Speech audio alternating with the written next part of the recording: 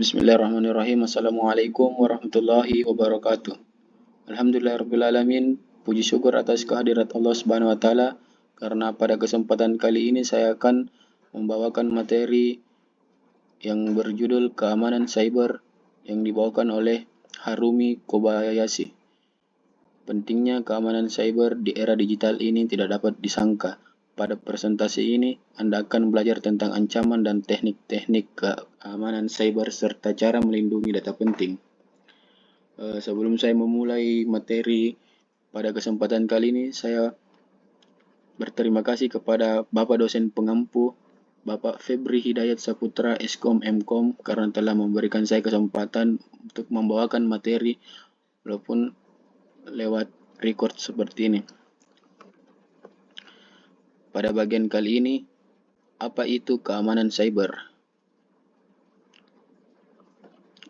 Keamanan cyber terbagi atas golongan 4, yaitu keamanan digital, hacker, sandi aman, tanda tangan digital.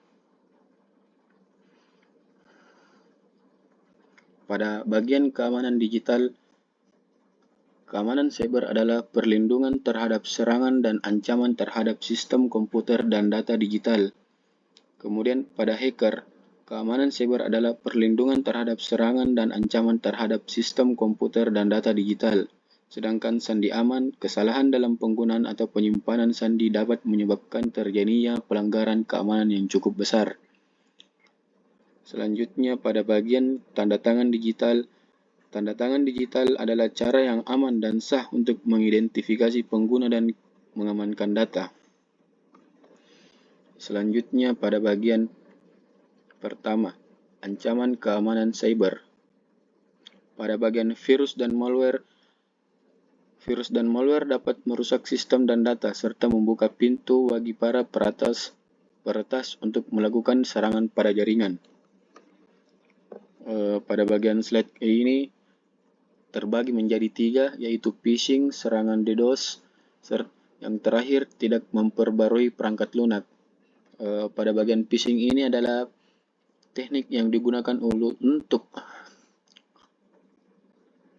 mencuri data pribadi dengan menyamar sebagai sumber yang terpercaya. Sedangkan serangan DDoS, serangan distribusi, denial of service DDoS, mengakibatkan server sasaran menolak permintaan koneksi, membanjiri jaringan, dan menyebabkan kelambatan. Kemudian pada bagian tidak memperbarui perangkat lunak. Tidak memperbarui perangkat lunak yaitu sistem software perusahaan berarti menimbulkan risiko keamanan bagi sistem dan data. Selanjutnya kami masuki pada bagian teknik-teknik keamanan cyber, yaitu tergolong menjadi 2, yaitu enkripsi dan token authentication. Pada bagian enkripsi adalah proses pengkodean data sehingga hanya pihak yang sah yang dapat mengaksesnya. Kemudian pada token authentication digunakan untuk memverifikasi pengguna dan memberikan akses ke sistem atau aplikasi. Pada bagian firewall dan backup data, firewall digunakan untuk memblokir serangan berbahaya yang dapat masuk melalui internet atau jaringan, sedangkan backup data berguna untuk melindungi data dari serangan dan kerusakan sistem lainnya. Selanjutnya kita masuki pada bagian kesadaran keamanan cyber.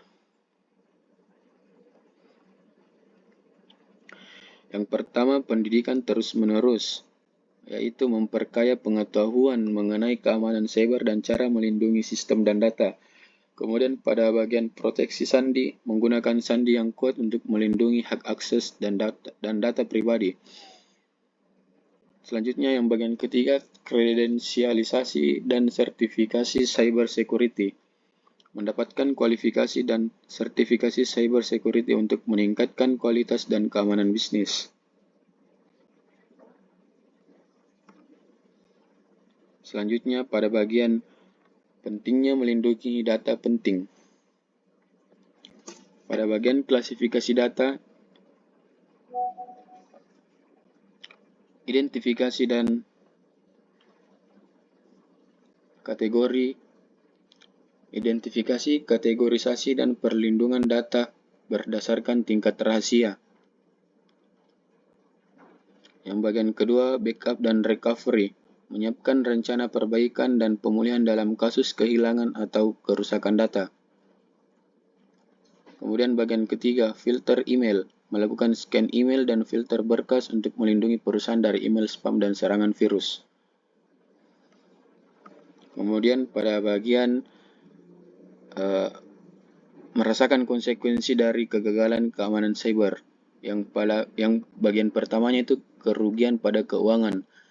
Kejahatan cyber dapat berdampak besar pada pendapatan dan keuangan perusahaan. Kemudian yang kedua, kerusakan reputasi. Pada bagian ini, serangan keamanan digital dapat menyebabkan kerusakan masa depan dan citra perusahaan. Kemudian yang ketiga, potensi masalah hukum. Kerusakan reputasi, serangan keamanan digital dapat menyebabkan kerusakan masa depan dan citra perusahaan. Kemudian bagian ketiga, potensi masalah hukum. Perusahaan yang tidak melindungi data pelanggan dengan benar dapat dikenai tuntutan hukum. Kemudian tahap paling terakhir, cara untuk mengatasi serangan cyber. Virus dan malware, install software antivirus. Yang pertama yaitu phishing. Waspadai email yang dibuat dengan nama domain palsu atau mengambil alih nama domain yang sudah ada. Kemudian bagian serangan DDoS, gunakan layanan cloud untuk melindungi server dan mengalihkan traffic yang tidak diinginkan. Kemudian bagian ketiga, tidak memperbarui software. Perbarui software secara teratur dan pastikan firewall ditingkatkan. Cukup sekian dan terima kasih. Mohon maaf apabila ada kekurangan. Terima kasih Bapak dosen pengampu telah memberikan saya kesempatan. Wabillahi taufiq wal hidayah. Assalamualaikum warahmatullahi wabarakatuh.